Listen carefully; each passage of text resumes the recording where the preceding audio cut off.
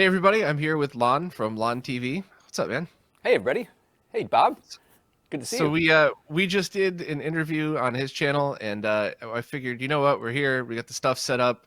Why don't we keep recording, and we'll put one up on mine as well, just for fun and kind of hang out and talk. Because there was a ton of questions I wanted to ask you, and a bunch of just random nerdiness I figured people would like to hear us just go off about. So Let's thanks for do it. taking the time to do this. Thanks for having me. So, what is your origin story? Where did you get started in all this? Because you have a pretty solid YouTube channel. You review a wide variety of products of all different kind of electronic stuff. You know, how did you even get started doing that? It just started like every good thing. It starts by accident. Mhm. So I had it's a very long story, but the short version of it was I was seeing a lot of my friends who were working in the media lose their jobs after the 2008 correction or the Mhm. recession, and I felt like there was an opportunity to create something local using video to communicate news to people. And so this was back in 2009-ish is when I first started going with that. I had a couple people that were partnering with me on the effort, and we found a way to report local news with video in a very inexpensive way. And it was an idea that was probably a couple years ahead of its time. I like to think it didn't quite work out the way that I was hoping it would. Mhm. Primarily because it was very expensive to actually make the ads that would run with the videos. So we hadn't thought through the fact that none of our potential ad clients, these local businesses, would actually have videos to put on the air. So we ended up, it did well in the sense that I think we were able to learn a lot. I learned a lot, and I had some equipment that was left over. Namely, I bought one of these Blackmagic video switchers that allows you to switch multiple cameras, kind of like what you would do in a live stream. And in the course of creating that startup, I was reviewing the items I was buying on Amazon just to be helpful to the rest of the world. And I got into this Amazon review program called Amazon Vine. And what they do is they pluck out reviewers that they think are being helpful to the community, and then they algorithmically pair up those reviewers with products that manufacturers provide to Amazon. And so they send you the item, you review it, and you go from there. And I started with just written reviews, and then I noticed that Amazon allowed you to upload video. So I said, hey, I know how to make video. I love making videos, and I started reviewing products with video. And I would put those videos up. I got more helpful votes, and then I started parking those videos on YouTube. And again, it was just a hobby, right? Mhm. And before I knew it, I was getting a lot of traffic on the videos that were parked on YouTube. And for me, like there's always those aha moments. So for me, it was I reviewed this external hard drive. It's like this thing you'd buy at Staples, like in the blister pack, hanging from the shelf. Mhm. And it got like 30 or 40,000 views. It was like the Seagate external hard drive, something that you would not, give two thoughts about, right? You just need a hard drive, you buy it. And I was thinking, Right. why is there 30 or 40,000 views on this video? Well, it turns out most of them were coming from India. And if you're shopping for a hard drive in India, perhaps that cost of that cheap hard drive is a more substantial portion of your income than it might be in another part of the world. So there's more research being done on lower end stuff. And so I said, huh, that's interesting. And I started like doing like rinse and repeat experiments. Like, what if I reviewed this thing? What would happen? What would if I did Mhm. that? What would happen? And I eventually got a gut feel as to what would do well on the channel, or just do well as a viewership from a viewership perspective. Because at the time, it wasn't even about revenue; it was just about views, right? Mhm. And then it just kind of went from there, and a lot of experimentation. I took that video switcher, and I figured that if I put myself on camera, it might do better. And sure enough, it did. I don't know why, because I would not want to look at me all the time, but hey, it works. So I found if I was on camera, and that's what's the beauty of these analytics is that you can test everything, right? There's no Mhm. mystery. You can test it all. So I found that a video with me on camera did better than with me not on camera. And so, it all just kind of came together. And then I was working full time. And so I had limited amounts of time, which got even more limited when we had kids. So I started using the video switcher, that Blackmagic switcher that was sitting in the basement. I built a little studio in the basement one day, like over Thanksgiving break, and I found that I could shoot and edit the video while I did the video, like during the recording, essentially, and that cut down the time substantially, and I could crank out a higher output, and that's kind of where it went. It's a real commodity kind of business. Yeah, I have my workflow for the weekly stuff now, both the weekly podcast and the Q&As that I do. So the only post processing is dropping all the files into a timeline and then dropping the transitions and processing the audio. It went from 2 hours of post processing to 20 minutes plus however long you're waiting while it renders and compresses. So it's like when you just said that about your workflow, like my heart just fluttered for a minute. Like, oh, if only I had the space to build something like that where I could set it up and have different angles and all record in real time like that. It's a brilliant idea. And man, I'm just every step saver I try to integrate. Every step saver that I think of, I try to integrate in my workflow just for that exact reason. That's been kind of the fun of doing this, is that I've got it now to a point. I had the basement redone. I took like my first 2 years of YouTube revenue and renovated my basement. Which was great because it was so freaking cold down here. So I put in a heater and got the walls done.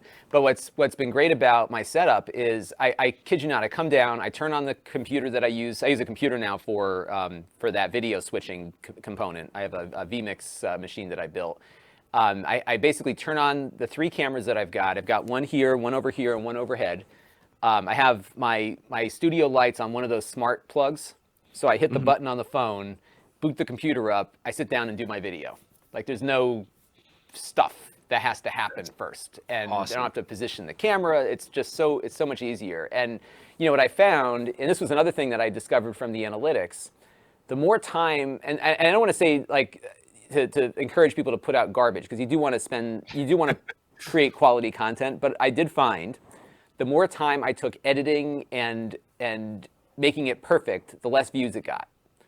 So it was something where I was like, well, I'm not totally crazy about this video. And I'm not the kind of person that would normally just say, oh, it's good enough. You know, it's never good enough. But I was like, you know, I'm not crazy about it, but I can live with it. And I'd put it up, and that one would do better than the one I thought I did a really good job on because I spent so much time on. And it's funny, I look at some of these videos that you find on YouTube, and I don't want to criticize anyone because everyone's workflow is what's works for them Right. and their viewership.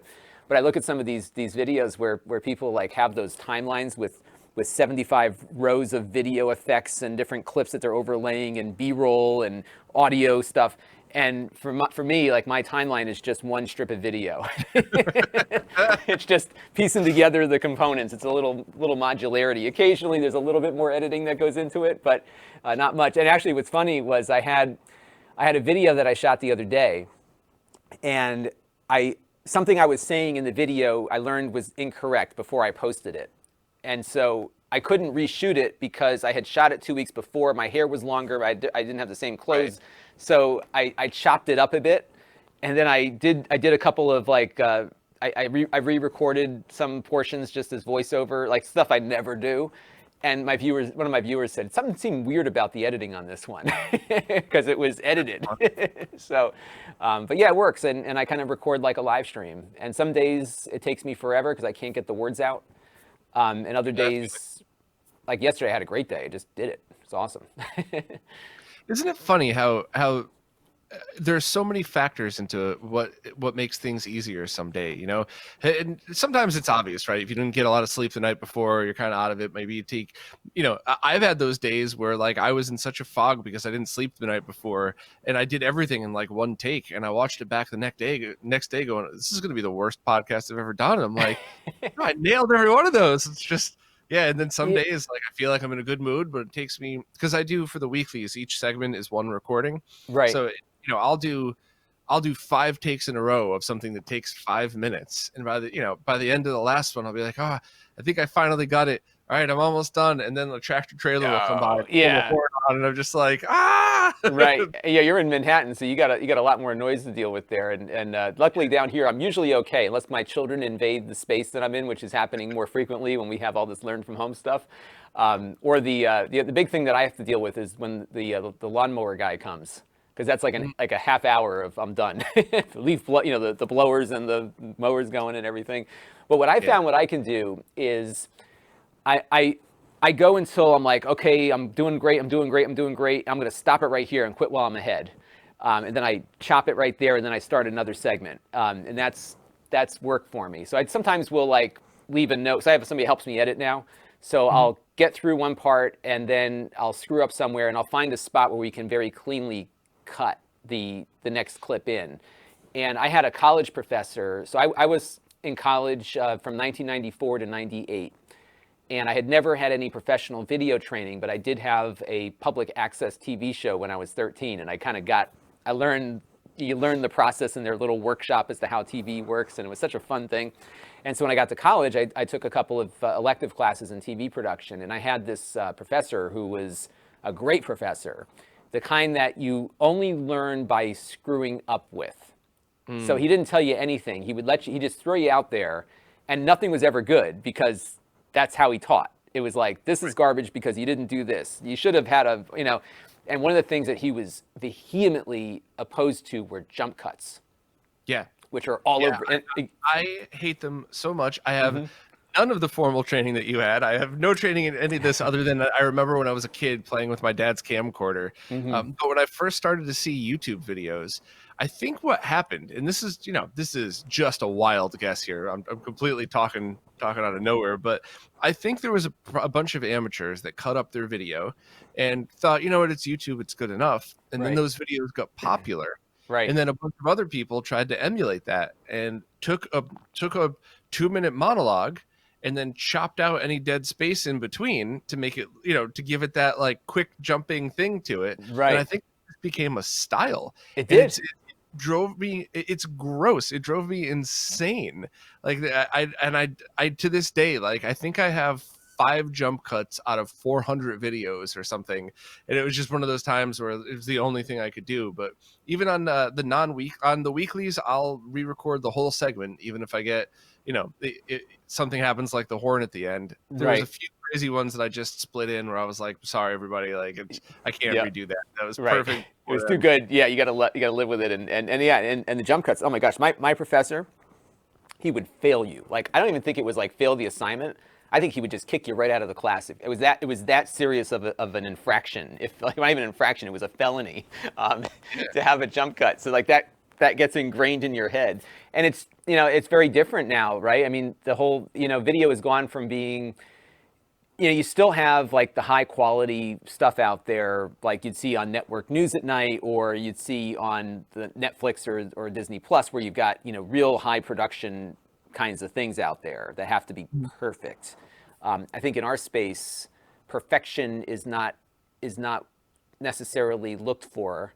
Marcus Brownlee kind of is the exception, like on the higher end scale of things. But I think I think what makes this medium work for people like us is that it is imperfect sometimes, and that's what makes it real, Well, and respectfully, I think people like for that. a lot of the stuff that you and I do, it's like useless. Like if you're doing a review on a laptop and you're talking about a really great feature or a flaw, who cares if you have like a swooping camera shot and like a special effect? Like no one, they just want to know what the cool thing or the bad thing is. Like it's just a waste of time. And I try to make the higher production videos I do look good enough where people could take them seriously and not just be, me talking in front of a table or something like that.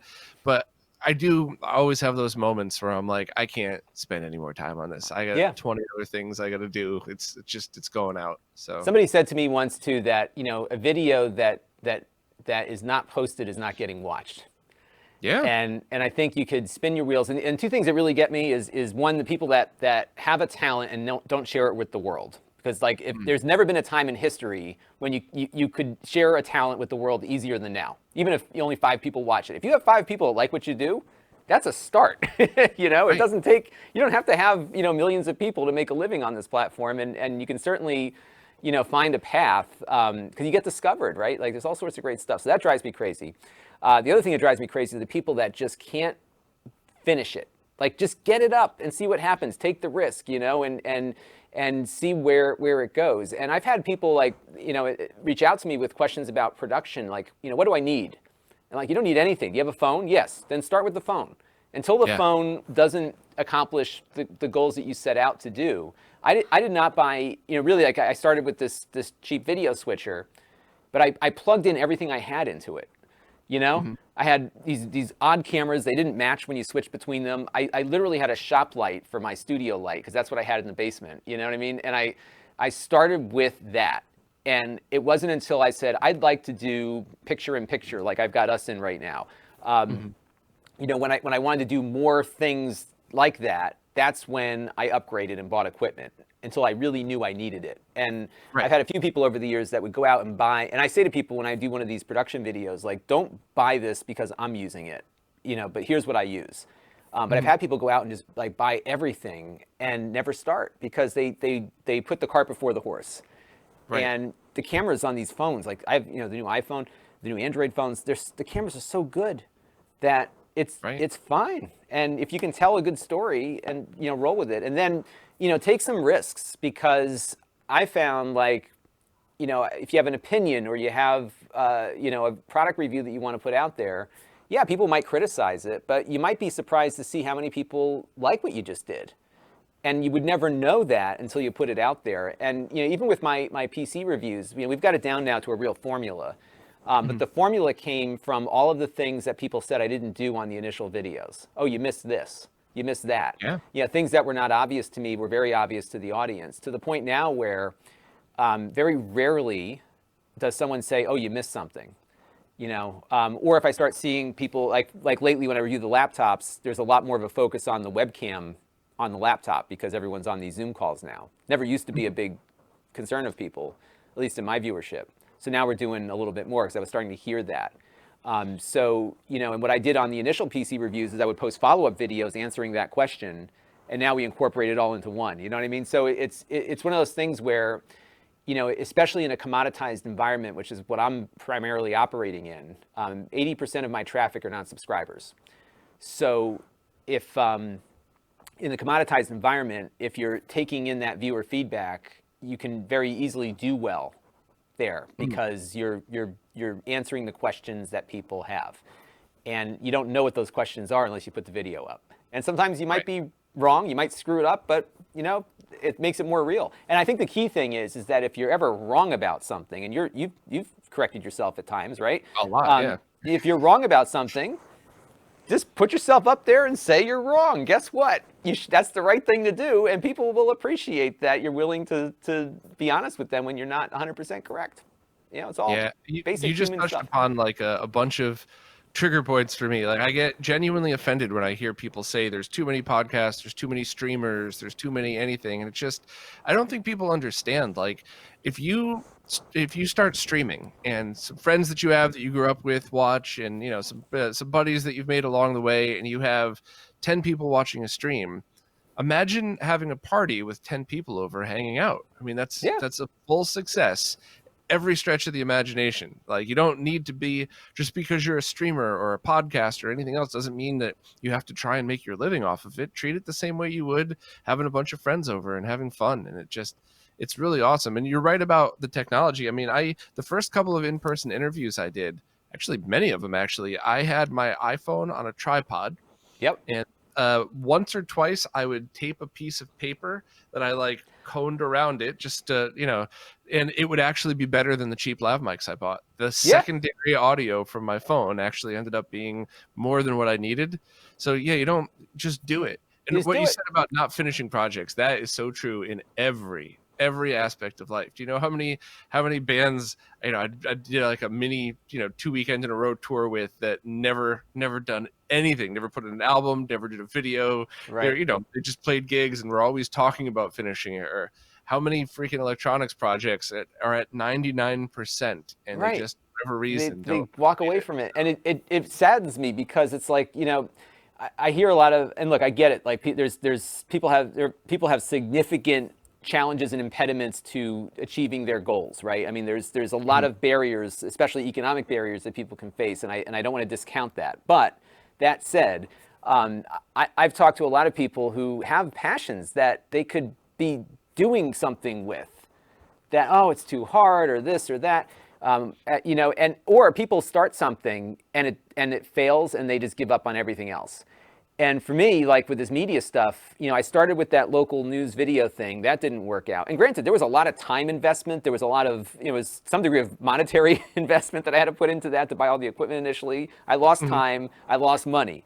But I didn't look at it. I looked at the effort as not as a failure in the sense that it didn't succeed economically. But there were things that came out of it that were good. One thing in particular is that we were covering local news in these little towns, and about 4 or 5 or 6 of the people that worked with us as reporters went from us to a career in TV news within a matter of weeks. So they were able Oh, to get wow. on the job. It was amazing. It felt good. We had on the job training.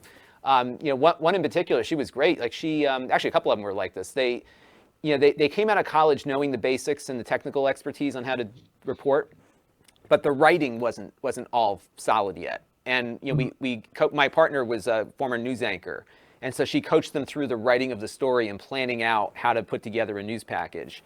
And what was amazing was that when they had a few weeks under their belt and they started applying for real TV jobs. We were paying them a little bit. Some of them we gave them equipment, whatever. We weren't paying a career salary here. It was more of a Right. freelancer kind of gig. But they would go to these job interviews so far ahead of others applying, because typically an intern in a news station is handed the mic at a scene and pretends to report a story. They're not actually Yeah. reporting the story. They're there helping the reporter, who then says, "Okay, kid, here you got 10 minutes. Go ahead and do your stand-up." And we were actually they were actually demonstrate to these news directors that they could write a story, and they could report it. And what work they were presenting as their highlight reel was real work for kids that were like literally weeks out of college. Yeah. And so that was really beneficial, and I felt good about that. And that's a business idea that I may look at down the road. There could be some real value to opening some kind of academy to help teach those skills to even for people that didn't major in journalism in college, right? So there's a potential there. But yes, the effort failed. We learned something. What else did I learn? I learned how content gets disseminated, right? I learned Mhm. how search engines work. I learned how to format video for, like all the foundational things that became this accidental career of mine started with a failure. I had another effort that spun off of the failed effort that also failed, but I learned other things there, and I learned how to report things fairly, and started thinking about the ethics of how I should approach things through that effort. So, you can look at your failed business idea as a failure, or you can look at it as, what foundational things did I learn through this failure? And yes, it hurts to say this isn't working, and you have to be realistic about it to say, yes, this brilliant idea that I thought was going to make me the next Steve Jobs of whatever industry that I'm entering into, it's never, 9 times out of 10, it's not going to work. But you're going to take every that. every good thing you do, Yep, every really big accomplishment has to come from failures, right? Now absolutely. it doesn't mean that you have to lose everything in order to get ahead, but I mean, like, you have to try a bunch of stuff and see what sticks to the wall. And that's, that in every aspect of my life, I've just learned to embrace that. I can't tell you how many times I was with a band, we tried something that didn't work that Hmm. sparked a better idea, or we Yep. designed a piece of hardware that, all of us was, hey, what about this idea? No, that's stupid. Oh, hey, wait a minute. Like, it's bad ideas very often spark great ones. And that was, You know who's really good? Like bands and comedians. Like, you ever listen to, like, Joe Rogan interviewing another comedian, like hearing them talk yeah, about their life experience. Comedians do this. Uh, they're, by the way, the best interviewers ever, but they also go through this process of going to a local club. Even the accomplished comedians go to some small hole in yeah. the wall club to test out new material, right? Like, like there's a trial and error to things, and if you don't try, we used to have this saying. You're from Connecticut, if you don't play, you can't win for the lottery. Yeah, yeah. If you don't put something out there, you don't know if it's going to work or not. And I think a lot of people are afraid to put something out there, and I get it, and I am too all the time. But you know what? I've gotten to the point where I'm like, well, let's put it out there, see what sticks, and you Yeah, can you gotta learn. learn from yourself as well. You gotta learn, Mhm. you gotta learn how to take the feedback. You have to decide. One of the hardest things for me is figuring out which comments are just, crazy people looking for attention, or which Mhm. are people that are trying so hard to help, but they're just not really good at wording stuff, which is, especially in the nerd community, no offense, fellow Yeah. nerds, but like, there's a lot of that. There's a lot of Yep. people that are trying to be really nice and helpful. They just don't know how to get their point across politely. And that's something I've always struggled with. I've gotten a lot better at, because there's been so many people that have helped on a level that I can't even begin to describe. Like, have changed the way that I do things in my workflow, have added pieces of equipment to my setup that I would never be able to accomplish the things I do without it. And it all came from somebody who at first I was like, are they trolling me, or is this Yeah. like, is this a real person? And I had the patience or to just say, well, let me see, and let me just give them a chance and see. And it's important to get all of that feedback and to try to figure out which is the right stuff to listen to and which isn't. And watching yourself, oh man, Yeah. that only, That's it's hard. like, I always try to be me in everything that I do. I've never really Mhm. fit in anywhere, and I've always been okay with that. But you want to be the right version of you. And I remember seeing a video of myself, one gig. I was in such a good mood that a couple of people that didn't know me were like, "Is Bob drunk up there?" Like I know he's like, I just no, I was in a wonderful mood. And afterwards, some of the one of the or two of the people from the band were like, you're a little out of hand. This was a little embarrassing. And I'm like, well, let me see the video. And the next day, they were like, yeah, during this song. And I'm like, no, that's me. That's what I look like when I have fun. All right, well, what about in this song? I'm like, once again, like I would not be embarrassed to show that to anybody. And they're like, all right, what about this? And I went, oh God, was that me? Like, in the moment, I did something that felt fun and felt Right. silly. Like I'm watching the video of it going, oh, I look like an idiot. Like, Right. oh, that stings watching. But like, how would I have ever learned that looked stupid? And that's not the me I was trying to convey if I didn't just suck it up, get the feedback, and watch it. And and for me, I get a lot of like, I call them like those glancing blows of a meteor that goes through the atmosphere. Like these people that are not subscribed who just stumble upon one of my videos and comment. And there was a couple of things that I was doing early on that now when I go back and watch my old content, I can see exactly where they were coming from, and I would cringe over it. And I didn't. And it was weird is that as I was editing those videos at the time, I didn't see it. Right? It took that feedback. So one person was like, "Why are you shouting?" Because apparently when I started these videos, I was like screaming, "Hey everybody!" And I didn't even think that I was doing that, but I was until what I mean. It took time to come back and look at that. So I was hearing some consistent feedback of, "Dude, take a breath." I get that a lot, and even now to a lesser degree, but back then, 3 or 4 years ago, a lot of that. And it was interesting to see because I don't know what it was, because I initially was like, I'm not talking that fast, am I? And now that I look back, I really was. And I think that feedback helped because even if it wasn't a conscious effort, I did start slowing down. And I'd stop screaming at people when things started. And if you go back and look at some of my earlier videos, like I really cringe on some of these because like for some of them, yeah, I just don't breathe. And to some degree, it's the editing. The clips being chunked together in such a way in which that it just doesn't sound like I'm ever breathing. But to some degree, I was just going on and on and on and on. And I would think I'm better now than I was before. At the end of the day, the analytics don't lie. So if you say a controversial opinion and you hear people, I'm going to unsubscribe. I don't get into the political stuff on my channel, obviously, but it might be an issue that crosses with political issues, right? And you tick off a lot of people over whatever you say. I'm unsubscribing. You got to look at the numbers and see, did that opinion have an impact on your subscriber base? Did it result in your channel not doing as well? I think back to I'm very critical of people in the independent content community that do things inadvertently or on purpose to damage the reputation of all of us. Yeah. And so there was one in particular that I think got the most people riled up, which was back when Ethan Klein went after the Wall Street Journal on something.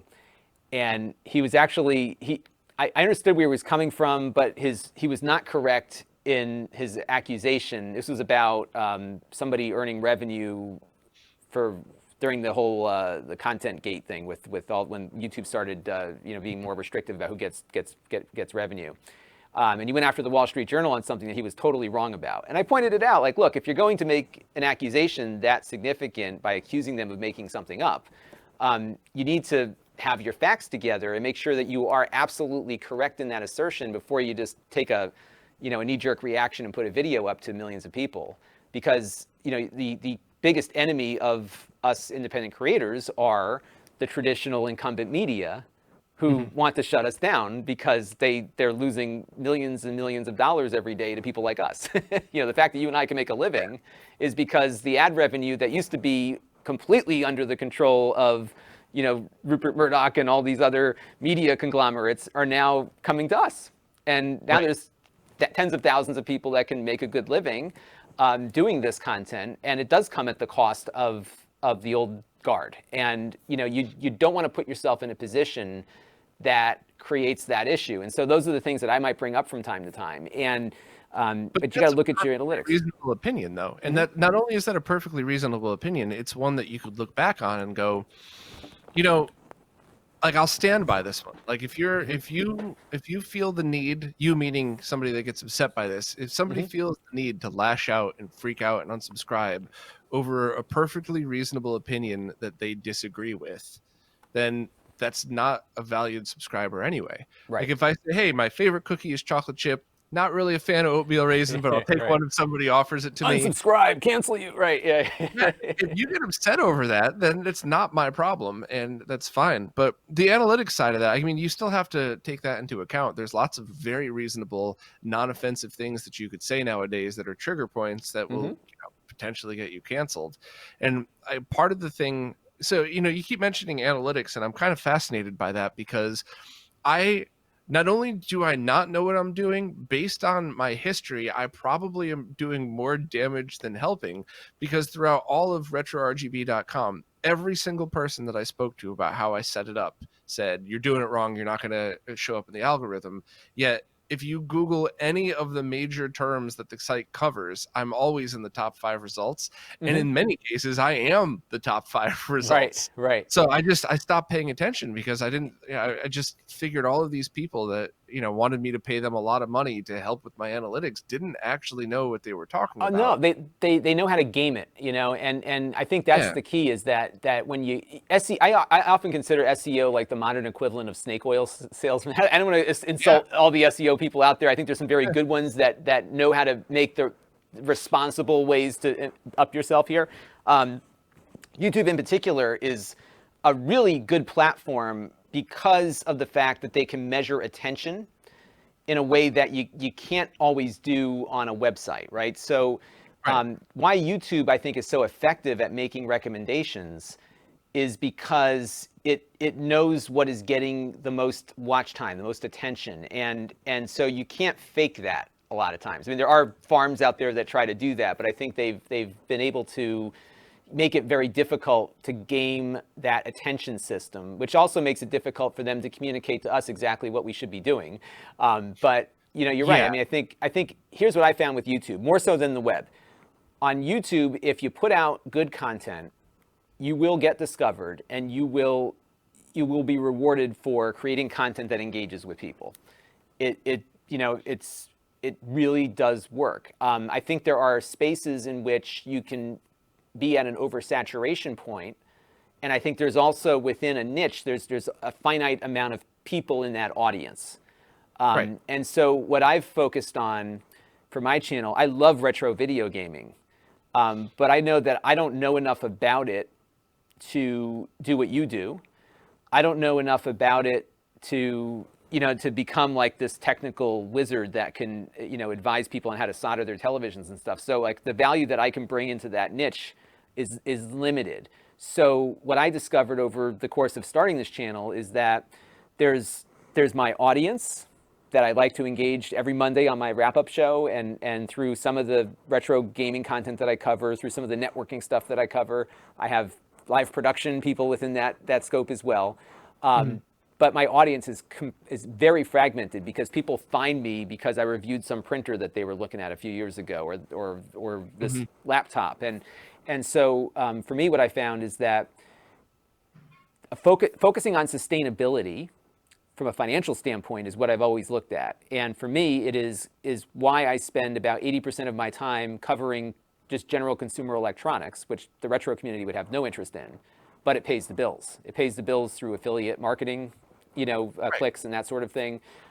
Mostly it pays the bills through the ads that are very attractive on YouTube's platform, especially in this time of year when people are researching gifts to give to family members.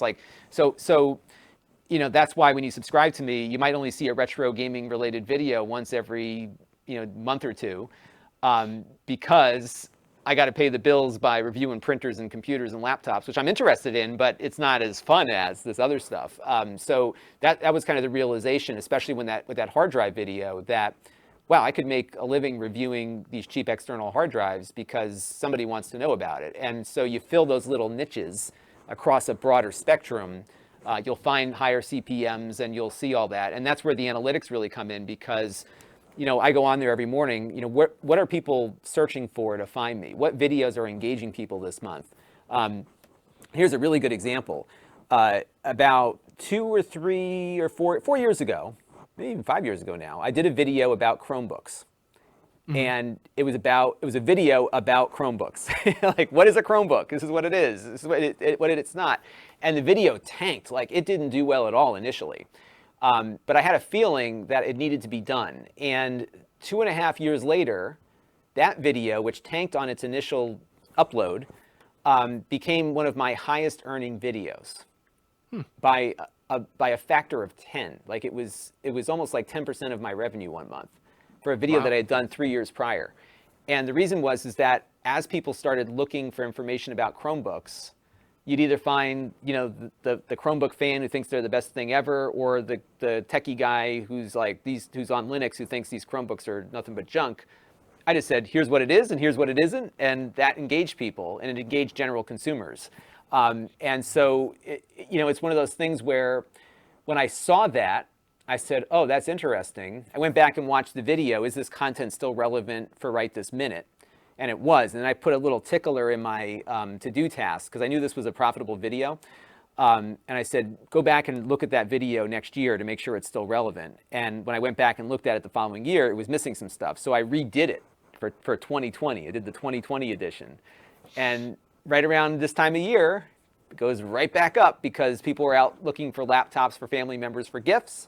They want to know what a Chromebook is. Now that video is coming up front and center.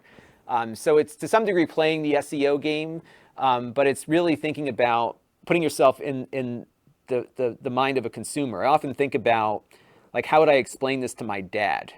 Because my dad's a smart guy who was an electrical engineer back in the 60s, but he had to take that part of his brain out to start his business, right? So he relied on me to do all those things for him ever since I was old enough to start doing computer stuff. So, I think about, like, what would I tell my dad about this product, or my mom?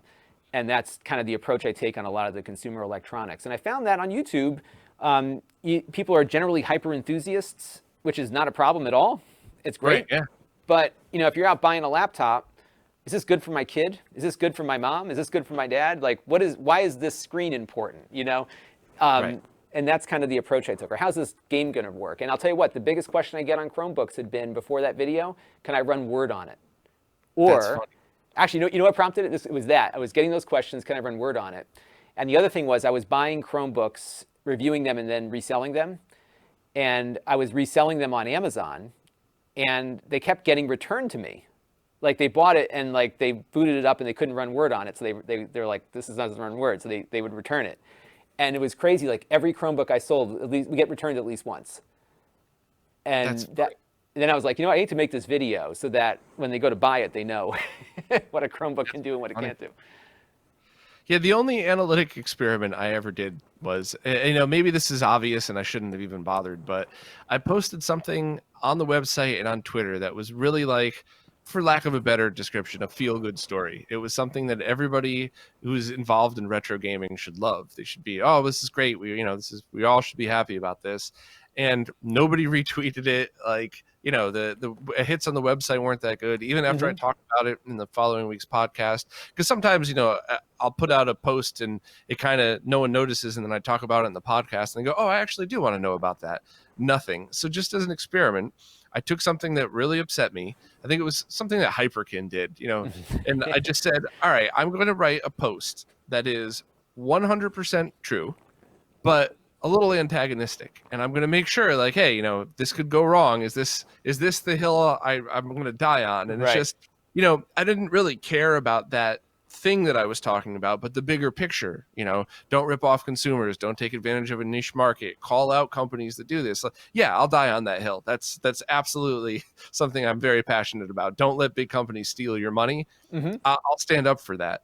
So I did it. And I mean, it was by far for that month the highest, clicks on anything I did on Twitter, on the website, and everything else. But the crowd that it drew was not at all the people that I want coming back Mm-hmm. to visit. It was just, Right. and there was a lot of really smart people who saw the drama, Yep. who then retweeted or commented and said, did you actually read the article? It's very well written. It's just the first paragraph and the title are a little antagonistic. And I kind of stole that from Gizmodo, because that website, no offense, totally went to shit. The whole website's garbage. There's like 2 good writers left, and even they're trying to keep it alive as best they can. But that's their tactic now. They swear in the title. They try to get you mad enough to Right. click it. And then by the time it gets to the article, you don't even care anymore. Right. And actually what happens too is that I found this through my news experience, that the headline on the Facebook post is all people see. They don't even read the article. They have opinions on just from the headline, because it guides the discussion. And this is where I think, this is what frustrates me the most about where we're at. Because there's never been a time in history, I'm going to get all like lofty here, but there's never been a time in history when we, everyday people, have a broader voice, a greater voice, a louder voice. And if you think about it, and I'm not trying to tout some crazy conspiracy theory, it's just how things work, that when we were growing up as kids, and for eons prior to that, everything that a society consumed from a media perspective was controlled by people who had enough money to run the newspaper or run the TV station. And that's what really fascinated me about this internet thing from day one, was that this is an equalizer. I had a BBS when I was a kid, and I had a cable TV show as a kid. I'm not a normal person here, but I had I had these things, but I couldn't reach the audience, right? There was not a mass scale that you could achieve here. And now we're in a period of time where there's a big power dynamic shift here, away from a pre-screening of content for people. And I'm not suggesting that the major TV stations and journalists were acting in an unethical way. They were not. In fact, initially when these mass media things started, they were. But ethics worked its way into the scope of things. And but still, at the end of the day, you have people deciding that's going to be on the news tonight and this isn't. You and I could decide to do a story because we feel like doing it. And it's a big change. And I think when you have the power, whether it's within retro gaming or within news or anything else, when you have the power to move audiences in such a way, you have a responsibility to do it, the right way, based on facts and data, and to get a story out to your audience that tells the truth. And that's the tricky part now. Because unfortunately, the middle of the road argument doesn't make a lot of money, because people are drawn to the sensationalist headline, right? And that's the tricky thing. And I've been really, I've done some pretty harsh reviews of companies and people over the years, and I'm very careful about it, because you got to make sure you've got, that's why I would bring back that Ethan Klein thing that I mentioned, because you've got to be certain if you're going to take that stance, and when you express an opinion, you're expressing it because you want people to agree with you. That's the heart of it. I mean, I know some people that just enjoy. I have a friend of mine who's the sweetest guy in the world, and he loves trolling people online. He's not that way. He just likes to do that, right? But I mean, for the most part, I think when people express an opinion, they want others to agree with them. And I think it's important as media creators that you take responsibility, and you make sure that if you're going to say that this company is doing this practice, be certain about it. And I've been very tempered lately, because I've had a few of these companies. I have a very strict standard that I set myself to in regards to reviewing products, because I don't think it's, The Verge can say we don't take anything from any company, but they have a whole sales department, and they have the ability to separate editorial from sales. I don't have that ability. I can't. I'm one company with a part-time employee. I can't separate sales from editorial, so I have to develop a policy that I follow. which is that I don't do reviews for money and all this other stuff. And lately I've been getting these rather well-known brands emailing me contracts that require me to have them review content before it gets uploaded, that want to pay for reviews and all this horrible stuff. And I think it's the fact that the industry I'm in is corrupted by the fact that so many people are on the take and don't disclose it. Right. And on my gut reaction when I got one of these contracts a few months ago, because I was never big enough, I think, to attract those agencies, and now I am. Mm-hmm. And my gut reaction was, let's expose him. Let's just name names and get it out there, But then I thought about it, and I said, well, the poor woman who sent me this contract, I mean, she is just doing what she's told as part of her job. Right. So what happens? Am I going to get her fired and cost her living because, right. Her employer is in a corrupt, I mean, like there's this chain that goes. Change anything at all. They're still going to continue to do it to the next person. They're just going to crush you off their list, and that poor person's going to get fired for nothing. It's going to accomplish nothing. It creates this whole snowball effect. And I thought about it, like, what's my intention with this? I'm angry about this. I want people to know about it. What's the goal? What's the message that I want to deliver? Is the message that this company engages in this horrible practice? Or is it this industry is doing some really bad stuff and you need to know about it so that when you watch one of these reviews online, if your favorite creator is not giving you the full scope of their relationship, So what I ended up doing, and like I said, I don't know if I would have reacted the same way 3 years ago, right? So, but this time I decided I'm going to put the language that they sent over, but I'm going to redact the name of the company, the person who sent it to me. And there was this whole back and forth, between me and the person. And, from a journalistic standpoint, I did take a couple of journalism classes in college. Really anything that's not specifically agreed to being off the record really isn't off the record, right? I mean, I could have easily quoted her and been journalistically within my rights to expose this company and these practices. But I felt like it wasn't necessary to go there because that would have been the focus. And I know that people watching that would have seen the link and said, oh, let's go after that woman for suggesting, trying to make Lon into an unethical, whatever. It's not fair to her. And it's... Or the opposite. Or they would have gone after you. After me, right. I think a lot of people don't seem to realize that the end result of everybody having a voice is the majority wins. Mm-hmm. So, like, and it doesn't even matter what you're talking about. I could go on the weekly podcast next week and be like, hey, I had a great time talking to Lon. It was kind of early in the day, so all I was drinking was water.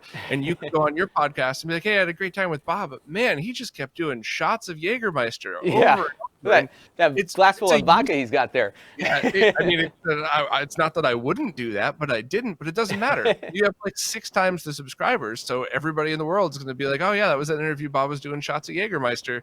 It's like it's one of those things. So whenever I cross that line now, I've had a bunch of things happen to me over the years in the YouTube social media space about this, and I always my lines for all of this stuff are, always be me, but just make sure I'm clear in my intentions. And if I end up getting canceled one day for, because I say you shouldn't support big companies that intentionally rip off, consumers, you know what? I guess that was my time then, whatever. But the worst for me is dealing with the lies. Mm-hmm. It's just the people with a lot more subscribers say you said one thing, or in the case of you, it could have been that company that you worked with just has a big PR department and they put out the feelers like, hey, look at, this guy Lon's been lying about us. We never sent that. So you have the proof. No one cares. No one cares. Nobody cares about that. And the other thing too is, remember, big companies have lawyers.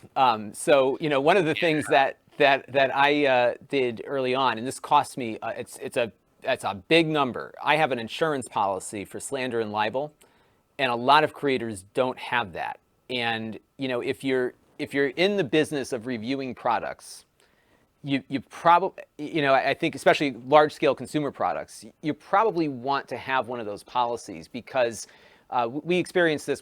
Somebody that we had worked with within the journalism thing that we were doing locally got hit with a slander lawsuit over something that they weren't even in the wrong about.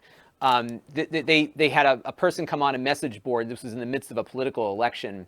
Somebody on a message board had posted something that this person said was a lie, and the publisher of that website was was protected under 3 or 4 different things here. The first one was that the person who was allegedly being lied about was a candidate for public office, so they were a public official and have a different standard for libel and slander. Number one. Number two, the message board post that the person had put up was done not by the publisher of the website, but by somebody logging into the website and posting. And as you've probably been following, the Section 230 debate is all about the safe harbor that you as a website creator have when someone posts something on your site. So for example, Bob, if somebody went on your site and posted a comment that said that I eat kittens for dinner, and I said, Bob, you have made my reputation, my reputation is ruined, and here's how much money it cost me, I'm going to sue you, right? The fact is you are in safe harbor because that content, that person that posted that comment, you did not pre-moderate. So therefore, you're not the publisher under the eyes of the law. And that's what Section 230 is all about. That's why YouTube didn't get sued out of existence when it first started. And that's why when you have to take something down, you've got to issue a takedown. However, when you're sued for that, you have to go into court and prove that you have a safe harbor, which means you have defense costs. And so, in the case of this local example, I think that it cost them several $1,000s just to get the case thrown out. It just doesn't get automatically disappeared. You got to get a lawyer. You got to go through all this stuff. So, you could be totally right about something, but you could still be liable for defense costs. So I've talked about this a lot. One time it backfired. Somebody took something out of context and just completely, changed what I had said. But the point I always try to make is that in the US, you could sue anybody for anything. Now, that doesn't mean that you're going to get very far, but what that does mean that is if it's a big company that already have lawyers on their payroll that, they're already working for them 8 hours a day, 5 days a week, to just go through the trouble to start the lawsuit process cost them almost nothing. And another very important thing that nobody seems to believe, even though lawyers say this all the time, yet somehow when I say it, it lights people up. Fair use on YouTube are YouTube's rules that are loosely based across laws. There are no government's laws in the planet that match up exactly.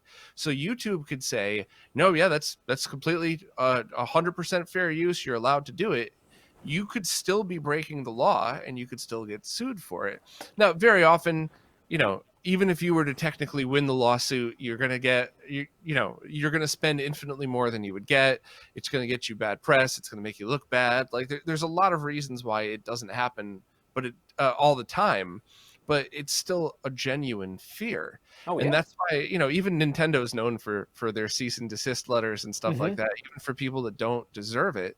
And what are your choices? Are you going to spend 10 grand to fight it? Or what if you lose? And then Nintendo takes your house. You know what I mean? Yeah, it could happen. And by the way, fair use is not the law. This is a really important thing that I've heard lawyers tell me. Fair use is not the law, it's a defense. And so the minute you say it's a defense, you have to defend it, which means you got to hire a lawyer to help you go through that process to defend it. And I also love when people re-upload my content all the time.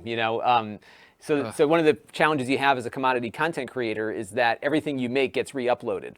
And suddenly everybody who re-uploads your content with their own affiliate link attached becomes an expert in copyright law. Oh, it's a fair use. I'm using it to promote my whatever. I'm like, no, you're not you're not stealing my content to do that. But you're right. I mean, it's just that complicated. And to put it into a retro video game theme here, do you remember the emulator called Bleem? BLEEM? Yes, of course.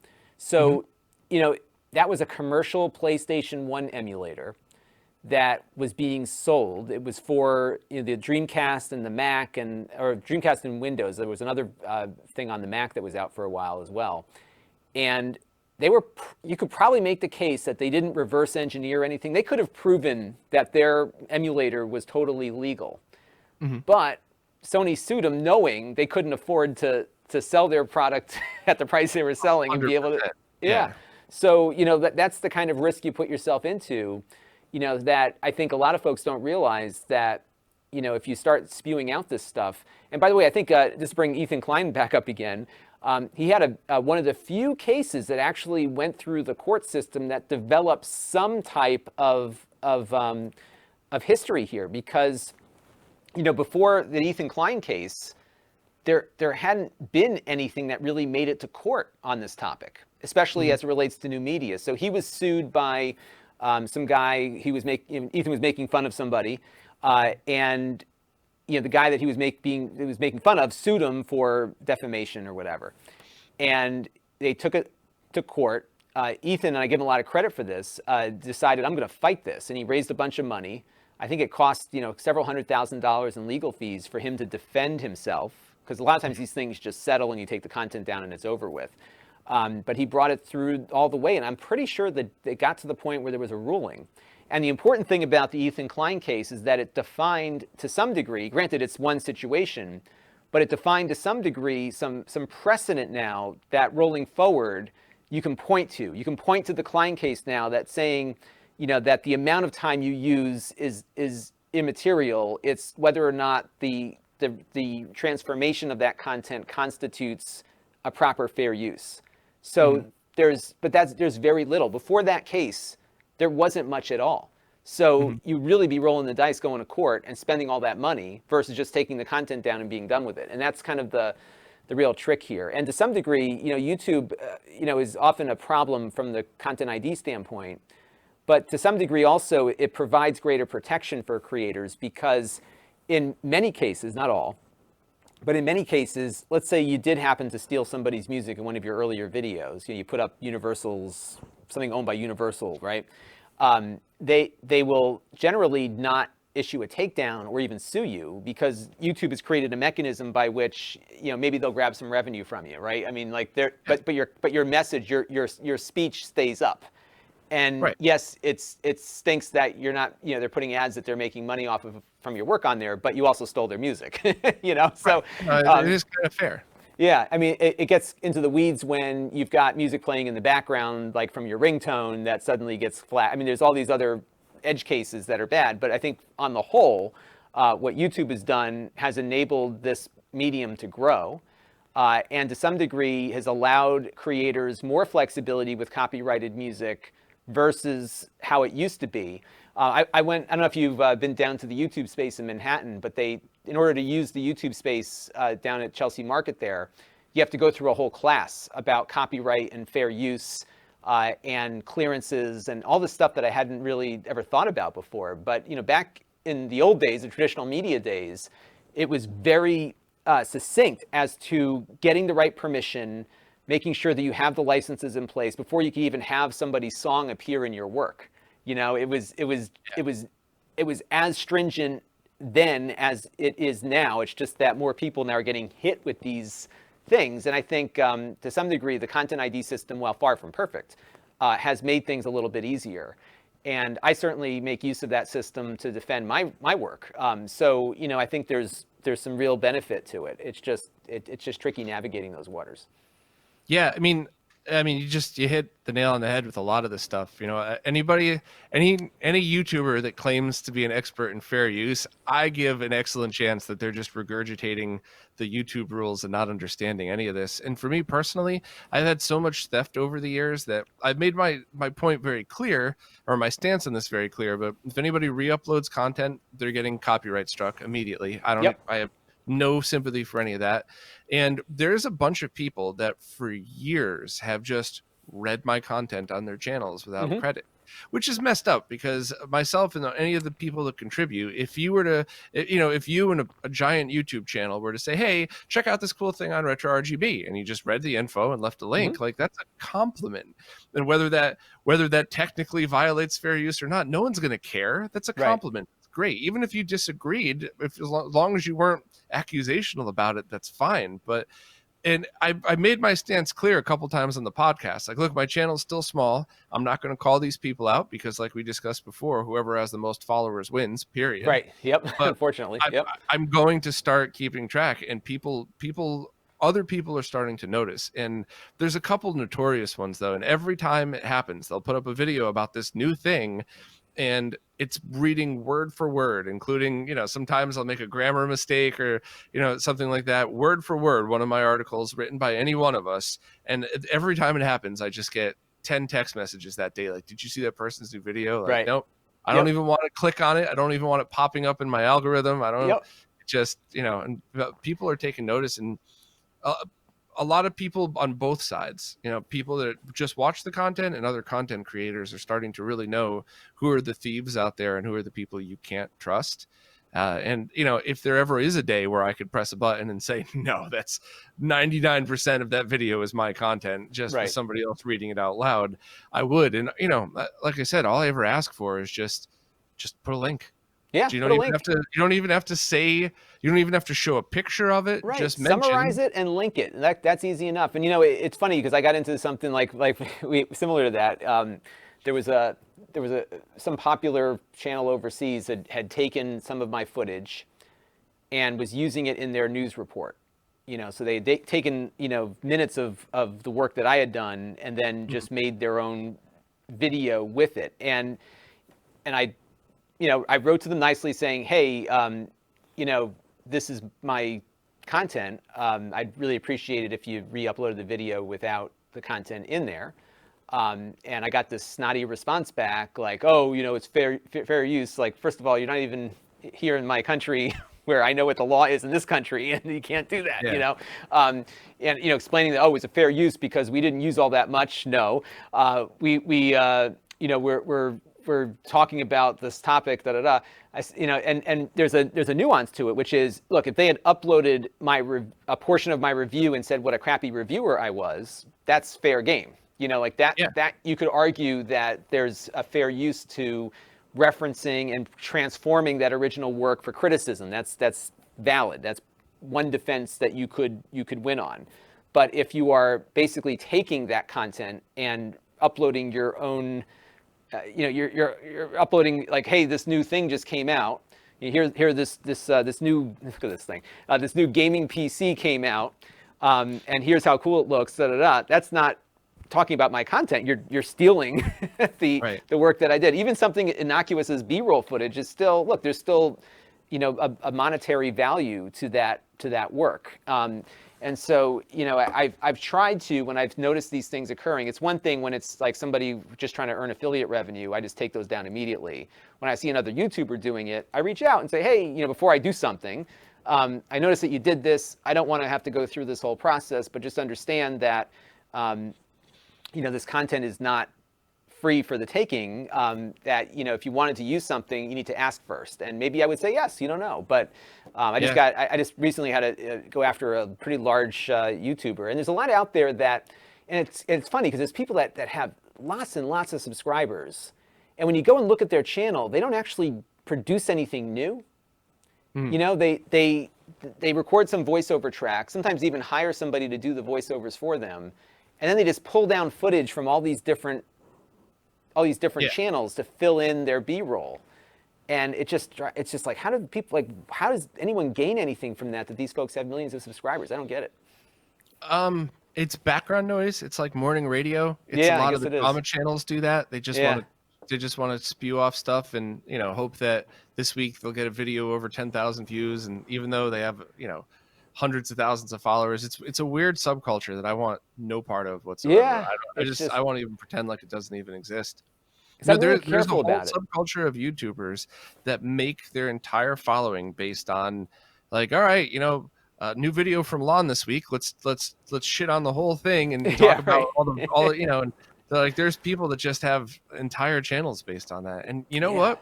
If you do the unspoken etiquette of the footage that you use is like a desktop screenshot of the video playing. Mm-hmm. So you see YouTube, you see your name, you see the things. I don't like that.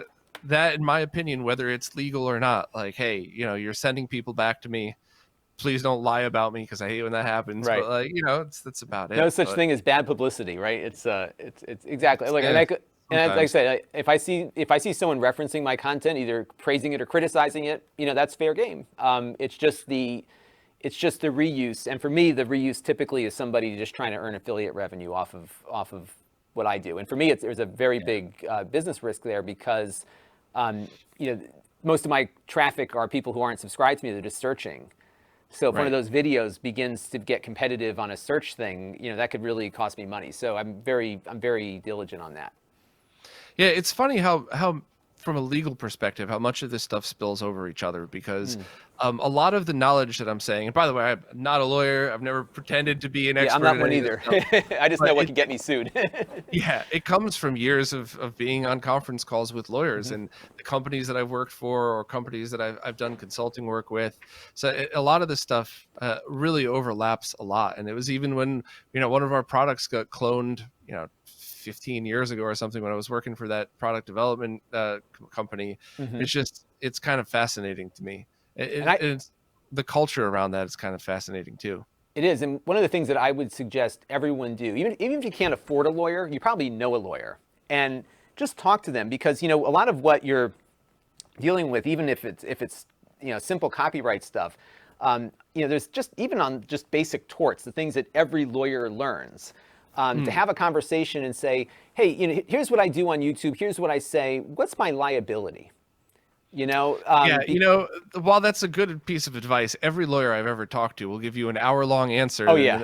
a $600 bill for their consulting time, Exactly. and have you walk away from that convinced that every time you say good morning on YouTube, you're going to get sued for it. Oh So yeah, yeah. Well, it's have funny. I yourself a remember. realistic option with that one Yeah, too. well, I remember talking to a friend of mine who was a personal injury attorney, and he called me up one day and he's like, "So wait a minute, you have these young people, these reporters going around reporting stuff." He goes, "What happens when one of those reporters backs over somebody? What are you going to do about that?" I'm like, he's like, "You need this insurance, that insurance," and I was like, "All right, let me just get all the insurance I can get." But it's funny. It's the things you don't think about are the ones that are gonna bite you, and you could go from from no subscribers and no viewers to millions if you hit the lottery the right way.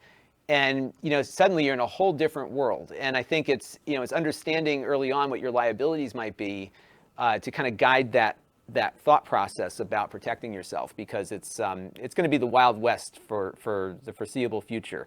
Yeah. As all these voices come out, and it's crazy. Like, it's funny, like you and I could walk around the streets of Manhattan, nobody would recognize us, right? But if we were at the retro game convention, we'd get a lot of people saying hello. And this is these little niches of content have a lot of viewership, and as these things grow, I mean, look at the retro gaming economy. It's crazy how many businesses and companies are able to sustain themselves making Yeah. hardware for what you would think is not billions of people.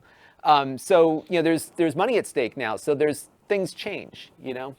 Well, I mean, that's that you just brought up 2 points. So first of all, and I probably should have said this when I was talking on your channel too, but retro gaming can easily, or classic video games are equal to music in that if you like it, it doesn't matter when it was made. Your Hmm. favorite song could be something that was made 20 years before you were born, or it could be on a top 40 hit now. If you like it, you like it. So that's why it's growing, is just because there's more people playing games. There's more people out there. But that's also why I get so absolutely livid when I see companies out there stealing products, companies just intentionally selling garbage, because it hurts it for everybody, especially the garbage, right? Oh, Like that sure. person that just says, hey, I have a Super Nintendo in my closet from when I was a kid, let me see if I remember it with rose colored glasses or if I really Right. liked it. And then they pop in one of those garbage $20 cables. And Yep. every time they jump, you could count until Mario actually Right. jumps on the screen. And it's Yeah, like, boy, these games well, I really guess, were bad. yeah, Right. and then Yeah. throw it back in the closet. And now Yeah. that $20 sale from that garbage company, they get their sale, but they're even getting hurt because that person will probably never go back and try it again. So Right. you ruined it for everybody, including yourselves. So is It's like that that one $20 catalyst where sale? life began, right? If that bolt of lightning didn't hit at that moment. So Right, that yeah. that right, that nostalgic millennial or Gen Xer just puts it back in the closet, and they miss out on the entire hobby because of that crappy Yeah. adapter they bought. Yeah. Yeah, Or absolutely. So I or get so those freaked. Raspberry Pi kits where they sell you a whole bunch of pirated stuff out of the box, right? Oh, And and that drives me nuts yeah. too, because that's another thing where it's like, I right or wrong, I've always chosen which rules I felt were more important, right? So like when we were doing the medical grade computers, we were pretty damn strict about making sure they came up to those all of those standards, because you don't want to find out that your computers were in front of 10 million people over the course of 10 years and it killed one of them because their Right. pacemaker didn't, like Yeah. we were strict about that. But when it comes to the other stuff, it's like, well, maybe I won't really worry so much about all of that. And I don't know, it's I guess it goes down a freaking weird road sometimes. It's not easy, and things change so rapidly now too. So it's what's good today. Just like Yeah. we were talking before, when you said you have these people telling you you're doing everything wrong, but the opposite was occurring. When I started doing YouTube, everyone said make your videos 3 minutes or less, no more than that. And I was doing 10 to 12 minutes, and then suddenly 10 to 12 minutes became the thing to do. So I was in a good spot. And tomorrow, Yeah. now YouTube's promoting shorts again. So who knows? It's Yeah. you just do what you think is right for the moment, and try to do it the right way and ethically, and take your responsibility seriously. That's the way I look at it. Yeah, I mean, I guess we all have to make our own set of ethics, but for me personally, preloading a Raspberry Pi filled with games and selling it is stealing from people, Mm-hmm. stealing from the original game developers, the rights holders, from game stores that may have lost a sale. Whereas telling people, hey, here's how you do all this stuff. Go get the ROMs if you want. There's somewhat ways to get them legally. There's some Mm-hmm. ways not to, but that creates a situation where a person has to make their own decision. And if they're one of the many people that I know that have a library of games that they've already purchased, and then they go download a ROM pack with every game ever on it, and only play the ones that they want, obviously, that's a different level in my opinion. And I could be wrong. A lot of Mm-hmm. people like to tell me I'm wrong about this, but when you're in that situation, I feel like it's a lot different because you're not just blatantly stealing from somebody. Right. And I think that's the big debate in this community. It will always be this will be like the ongoing, never-ending debate is how to treat this ROM issue, right? Like and it's something that we won't be able to answer in this podcast, but that's going to be an No. ongoing thing. One of the things that I love that Sega did was when they released the Sega Genesis collection on Steam. You were essentially buying a pack of legal ROMs, and that was one of the Yes. few instances. There's probably a few others that you know about that I don't know about, but it was one of the biggest instances I could see of a legal path to ROM ownership, because you could take Yep. those. I took one of those ROMs and booted it up in my Sega Genesis. It was awesome Yeah. to have that peace of mind to know. And I did a little discussion on my channel a while ago about, this notion, and I don't want to go down to this rabbit hole because I know it's going to result in a lot of opinions, but this notion of, are the developers helped when you're buying a $300 collector, a highly collectible game that was not a good game in its day, right? But you buy this coveted game for $300 or $400, and yes, you technically own the cartridge, but is the developer gaining anything from your purchase today, right? And Yeah. so that's what I have a hard time grappling with. And I understand there's licensing reasons as to why these developers can't release these games again. But I think the world would be so much better served if there was a legal path to ownership. Agreed. Because I would just love to, and I've been buying a lot of these remakes. The Sega Visions on the Switch have been awesome because they, granted they're emulated, yada yada, but they're enhancing them a bit, like Phantasy Star with the maps that they enhanced the Master Right. System version with. Like, there's some things that are out there that add value that I think are great to see. I love what Sega did with with their pack and doing that. And I wonder if some of these developers are just leaving a lot of money on the table by not even looking at the possibility. What are they losing by 100%. Yeah. by selling ROMs? I mean, I think a lot of us would do that. We're Gen Xers, we've got disposable income, Well, a couple bucks. there's two other sides to that argument. First of all, that game, that cartridge that might be worth $300 is not going to go down in price if you sell a ROM for 99 cents, because it's still just a digital ROM. Right, And you on want the other that side of that, cartridge. yeah, on the other side of that, it's not about it's not always about how many games you can get or how much money you could make. How many people do you know that would absolutely love to buy any device, whether it's a Raspberry Pi, a Polymega, a Mister, whatever it is, and then just say, you know what, I have my cartridge for Super Mario 3, but I want Super Mario 2. I want to see what that was like. Right. How many people would just grab their phone, press a button, spend 99 cents and have it appear on their device? Yeah. And think and be happy about all of it. They don't have to go to shady websites with pop-ups, Right. and they don't, just, Right.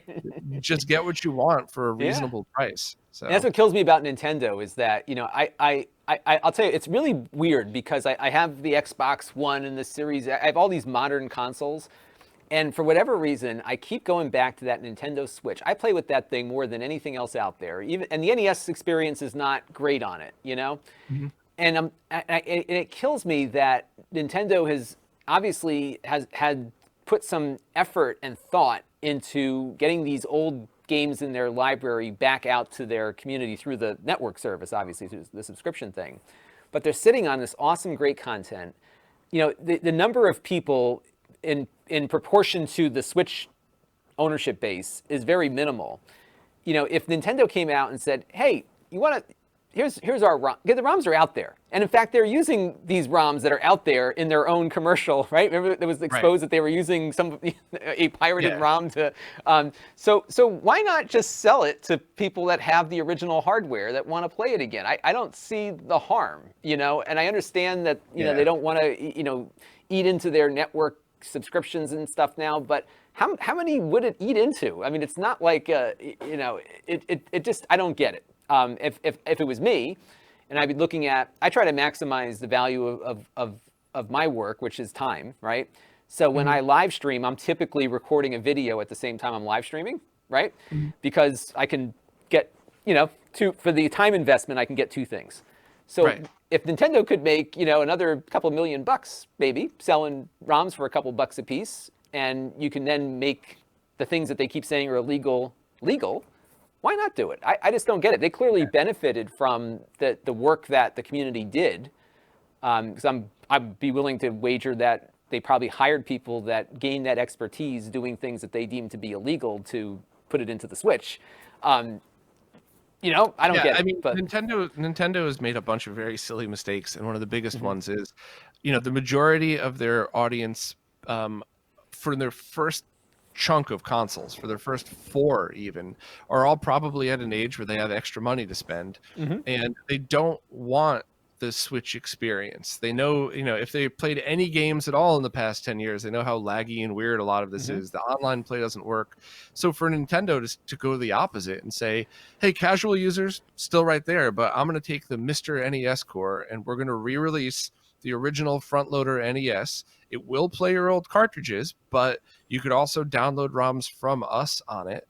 And, you could use original controllers, or here's some wireless ones, and we're going to charge you a premium. I mean, there were people lining up around the Nintendo store when their crappy little NES Classic came out. Right, exactly. Imagine if it was something that was like, to a different level, and then just advertise it, like, oh, you don't want to spend $190 on a 35-year-old console? Fine, here, go get your Switch. $499 a year for something. Yeah, so it would. And think about the development cost. It would have cost them less to develop that than it would to develop the mini console. They wouldn't have to make an emulator. At that time, I don't think the Mr. NES core was as awesome as it is now. True. It's really incredible now. It's really accurate. So. I don't know. It's really. I think I understand where they're coming from. There's probably an investment in scale, and certainly they made a lot of money off those little mini consoles. It kind of bridged the holiday season for them. And I remember thinking like, oh, I want one of those things. And then I had to the rational side of my head had to come in and think, Lon, you have a million ways to play those games, and this is the worst possible way you could play them. So it's funny how all that works. Or if it was the opposite, if it was $49 and it was everybody's gateway drug into retro gaming, that would also be awesome. It's not a terrible experience. It's just not as good as the other 3 ways that you already own to play it. But what's funny about these old games too is that so now that I have kids, I have a 7-year-old and a 4-year-old. So my 7-year-old and we play a lot of Animal Crossing together, and she's getting into games and stuff. And what's so funny is when I was a kid, 30 years ago would have been the 50s, right? So from when my parents were, like I was a kid in the 80s, 30 years, it's the 50s. Previous, just like Back to the Future. And, it's funny, I look at the things that my parents played with back when I was that age, and nothing that they had as kids had was even remotely interested to me in the 80s, given that we had all these electronics and the video games, and yet my daughter is fascinated with the games that I used to play as a kid. She loves those Mario games. She doesn't always like to play them, but she likes to watch, Like it doesn't look old to her. The graphics look maybe a little bit old or whatever, but we've been playing Shantae together, the new one on the Switch. We bought the physical version from Limited Run Games. And it was so fun because, it came in the package and there was an instruction book in there. And my daughter devoured the instruction manual. like I used to do on the Yeah. ride home from the store, right? And so as we're playing the game, she goes, "Oh, that's this." Like she knew all the characters. It was really fun to kind of see that. And these things are, as you mentioned, they're kind of timeless. And it's really interesting to see. I think that to some degree, when you think about popular culture and how things change, we've kind of plateaued, I think, over the last 30 or 40 years, in that things have gotten better. But I'll tell you, I've spent a lot more time. Maybe it's just because I'm getting older, but I've spent a lot more time on the older stuff, or the things that are new that are kind of like how the old games used to play, than I have been on the newer stuff. And maybe it's just because I'm old. I don't know. But it's just interesting to see my Yeah. kids, not dismiss the things that I was playing with at their age the way I did with my parents' stuff. Yeah, I think the style of game and how good it's evolved is a big part of it. I mean, the story about your daughter, it's the same as a 10-year-old kid that's starting to play guitar that gets into heavy metal. If he hears Master of Puppets today, Right. that's going to have an equal impact on him as if he was a kid in '86 and heard that song or Right. something. So, but it's, like for me, I remember seeing Atari. And I never had one until later on. I think I was like a teenager when I picked one up at a tag sale or something. And those games were neat looking, but they were primitive. You had to use a Yeah. lot of your imagination. I had a Right. Tandy 1000 computer. I remember Mm-hmm. playing the game Icon Quest for the Ring, which was Okay. very Zelda 1 like, but we're with 4-bit little Atari style characters. Yeah. And then you hit the 16-bit, 32-bit era, and all of those games, you stopped having to pretend. You Mm-hmm. stopped having to pretend that a rectangle was a character. You could see a Right. character, and Yeah. the limitations of the consoles weren't there. Now it was just about the game developers. So Mm. that's why I think my favorite era was the 16-bit era, spilling somewhat onto it. But then you get into the 3D graphics, and then immediately resets, and now you're in, even though it's the PlayStation 1, you're in Atari 2600 land of, you have to use your imagination, that the crazy pixelation is a foggy street, Right.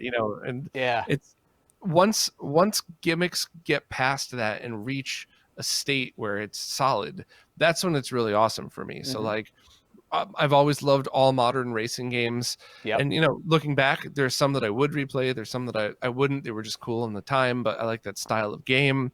And a lot of the 3D first person shooters, like I still can't get into them because if your frame rates are dropping to 15 frames a second, I'm going to get nauseous and throw up after 5 minutes of playing. So, It's no fun for you know, you. no. That's what like where VR is at right now. Yeah. And Smoke Monster and I are big VR people. I wish I had more time for it, but I tried VR out first at PAX in Boston right when it came out, or right when this iteration of it came out. Now I had tried it back in the '90s with those big, huge head thing. I forgot what the virtuality headsets that were at the Yes. mall. They're Um, terrible. yeah, the Nostalgia Critic had a great video on those. He actually found one at a museum and they got it working again. It was really cool to watch it. But it was not, it was not the Lawnmower Man experience, right? It wasn't ready. And it was funny because back in the '90s, it was so hyped. It was going to be awesome. It's like the future of everything, and it was total garbage, right?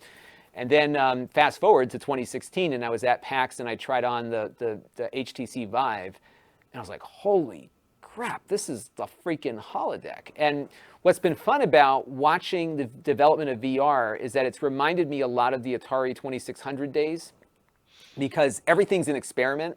It's all very short-lived. Like the good games and the good experiences are very short-lived kind of things, because your eyes just can't handle it for longer, first of all. But also, they're trying to develop the mechanics that will define this. And there's so many experimental things out there that are so fun to just explore, that whenever I have time, which is very unfortunately not often, to just pop on the headset and just start playing around with stuff. It's just that, things are just really cool in that space right now. And that's where I'm, like when I look at my PC, like that's why I upgraded, is to get better VR out of it. Oh, Like yeah.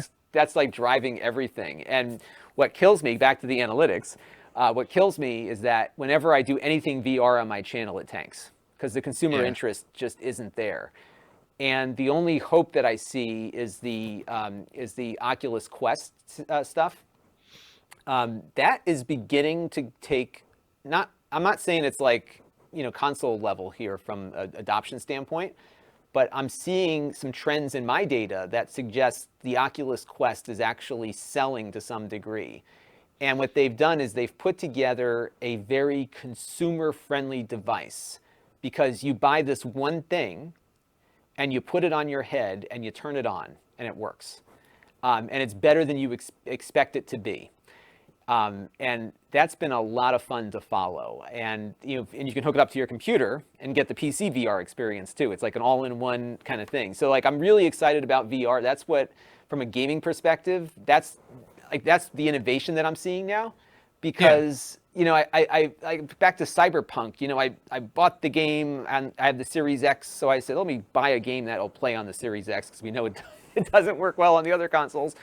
And I'm playing through. I'm like, I love the ambiance and the atmosphere, but it felt like every other game I've played over the last 5 years that you would consider a modern game. It has different mechanics that are maybe innovative in a small way, but it feels like any other game I've played.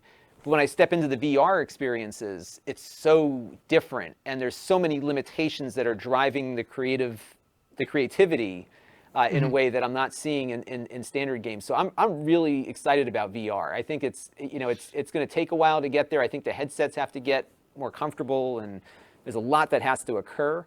But I think we're going to look at VR now and say, like, oh, I remember those. It's almost the Atari 2600 equivalent. It's rudimentary, but there's so much interesting stuff in it that I'm really. We have this one thing. It's a Google makes it.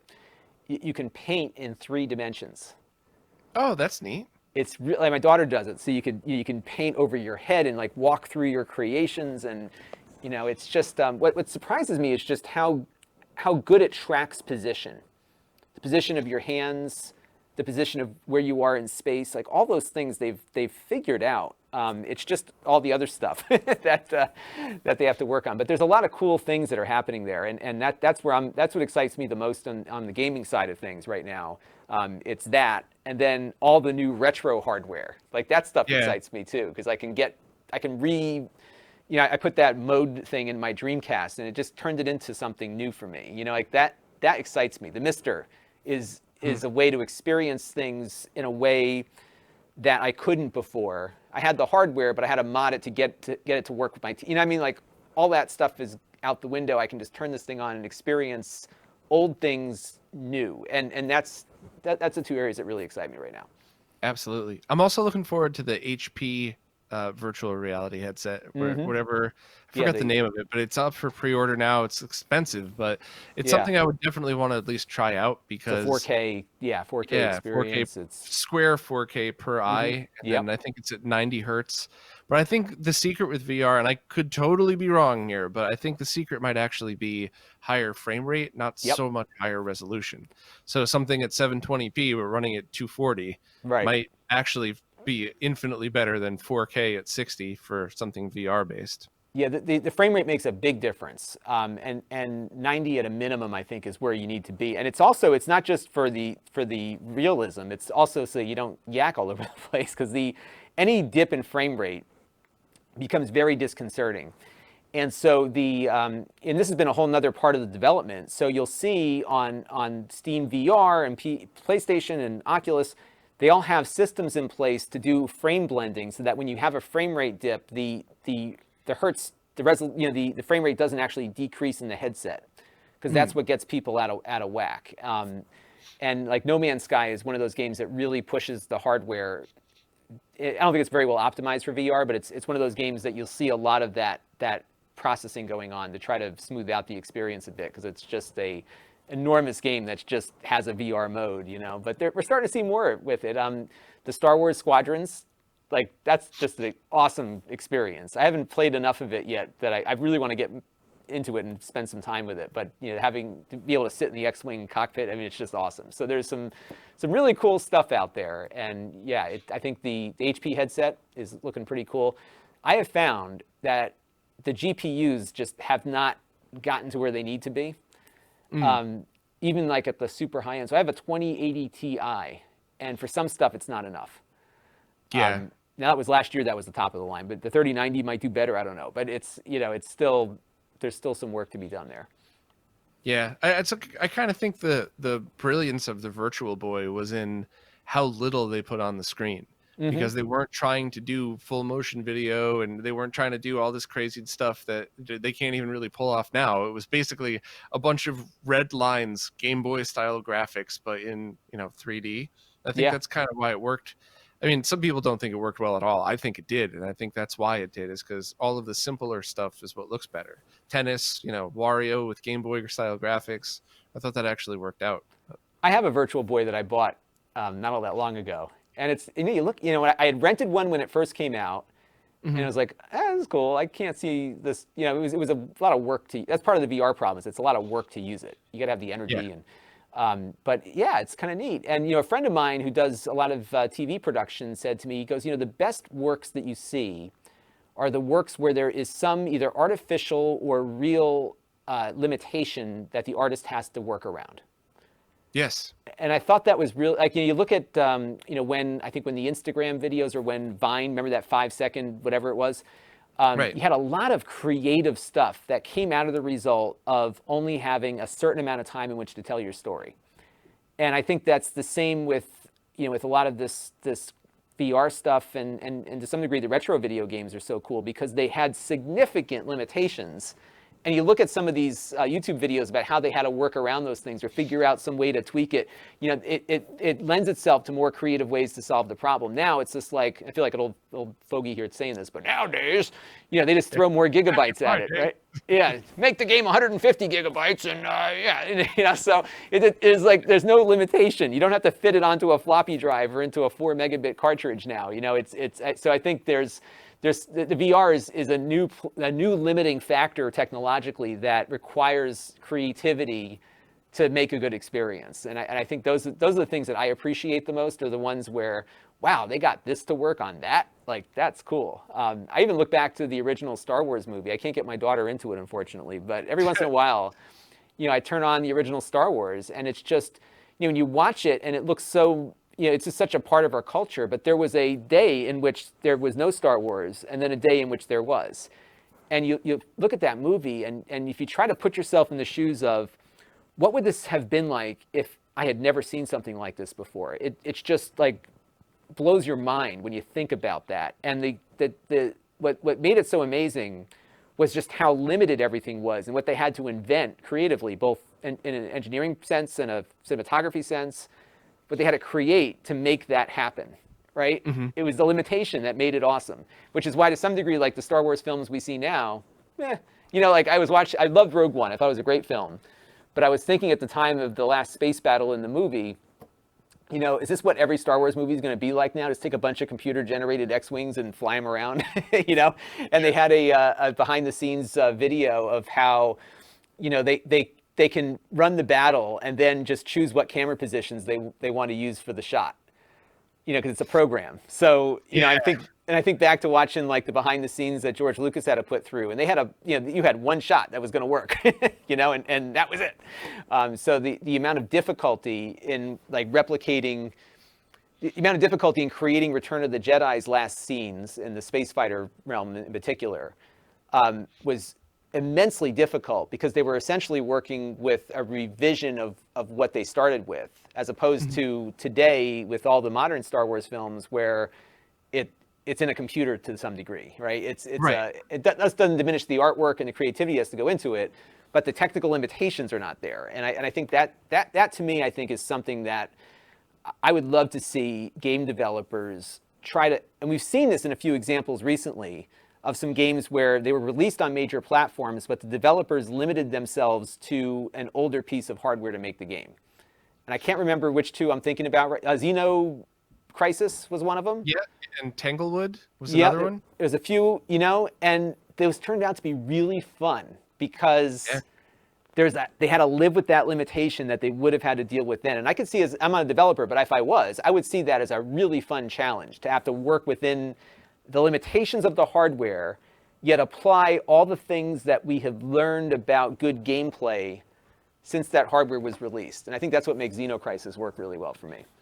Yeah. I interviewed Matt, the creator of Tanglewood, and Hmm. hearing the inside story of how he got around and around some of those limitations and how he worked into it. It was really cool because he used all original development hardware too. He didn't, Hmm. he tried to make it as an authentic an experience as possible. I thought it was pretty incredible. That's cool. There's a lot of people trying to emulate that in the music business too, and I don't think anybody's quite pulled it off yet. Both because you have to have the original understanding, right? If you Right. download a plugin that makes your guitar sound exactly like the one from your favorite album, you have no idea that the engineers took 6 weeks of tearing down and setting up to get Right. it right. Yeah. The artist had to have 100 performances of the same thing just because they were trying to get the amps right. Nowadays, like I try to record legitimately the same way you always Hmm. have. So only punch ins during stops, same thing they've done since the 50s. But I record clean into an interface, and then I get to go do whatever I want with that. I could, that weeks of reamping might take 3 hours now. So, Right. Right. it's kind of an interesting thing, and all the limitations and the ways around them and the importance that some of them were kind of applies to a lot of different fields, from video games to everything, Oh really. yeah, we're spoiled by riches now. I remember when I was a kid, I was probably middle school. My friends were starting a band, and it's like every middle school band, right? But there's always that like you needed the recorder because you didn't have a way to record your band, right?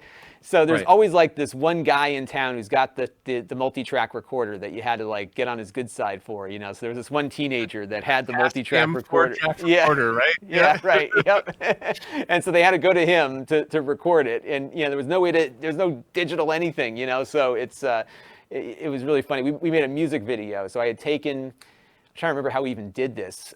I edited the video with my camcorder and a VCR, so you can imagine how difficult that was. Uh-huh. And then the music, I had to record the audio. That's right. So my camcorder had a voiceover function where you could change the video but keep the audio track, which was awesome. Like that was a major feature of this camcorder. So we took the audio from the cassette tape they made from that guy's multi-track recorder, put it Right. on the videotape, and then we spliced in footage of them doing their thing. And I think we wanted to like have some like fighter jet thing. So do you remember the Action Max? I don't know if you remember the Action Max. It It's was drawn it's triggering something in my brain, but I'm not picturing it. So the Action Max was a game console that worked with your VCR. And so you had long story, but you had this sensor that you'd stick on the television, and there was a little round part on the image that was carved out, and it would send a flash to the sensor, and you had to shoot this light gun at the screen at the right time when the thing was lighting up. It was not a very good experience, but it had real video as the gameplay. So we were taking scenes out of this Action Max videotape and putting it into the music video. So it was bad. It was really bad, but it was That's amazing. It's yeah. absolutely awesome to hear stuff like that. But And to it was think fun for me. nowadays, that same middle school kid could grab their phone and make Yeah. the entire same thing, and it'd be YouTube quality. I look at like GarageBand on the Mac, and it just comes with every Mac and every iPad or every phone, as you mentioned. Like you've got it in your pocket. Like this thing, video-wise, 4K, 60 out of both lenses. Like I got 3 cameras in the back that it can shoot at the same time. I mean, it's just amazing to me, and that's what that's what it is. It's just I found like that limitation really teaches you something that when you don't have the limitation, you lose something there, So we'll see. I think there's still plenty of limitations out there, but it's, Yeah. I think in our space, maybe it's just because we're getting old, Yeah. but it could Well, be. I think this feels like a good place to wrap it up, but we actually haven't even covered a lot of the stuff I wanted to talk about, so we're gonna have to Okay. do another one of these in a Yeah. couple of months. I Let's don't do care it. whose channel it's on, yours, mine, whatever Yeah. else, but I Maybe still we'll wanted do to it. ask Let's review get our questions of injections and we what can we meet up in reviewed. person and do it. Yeah, Yeah. exactly.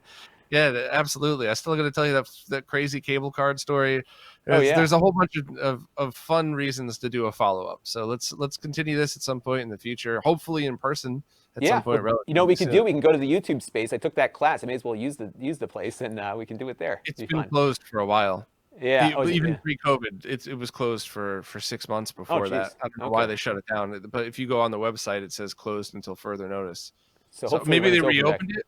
Maybe Yeah, they redid it, but not last yet. December I wanted to go and it wasn't open Oh, yet. really? Wow. Yeah, I think they shut down for the holidays, and then they saw the COVID erupting, and they just shut everything down. So maybe after April or May, maybe we'll see. Yeah, that'd be awesome. Yeah. So Well, cool. thanks Well, for having thanks me. It very was much fun. for doing this. This was a lot of fun. We're definitely going to do another one of these. And, Okay.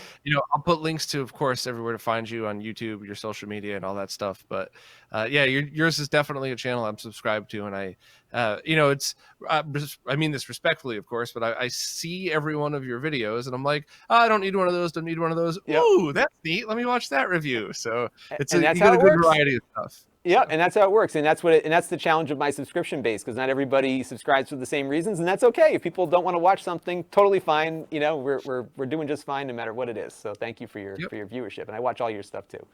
Oh, thanks, man. All right. Well, we'll talk to you soon. Very good. Thanks.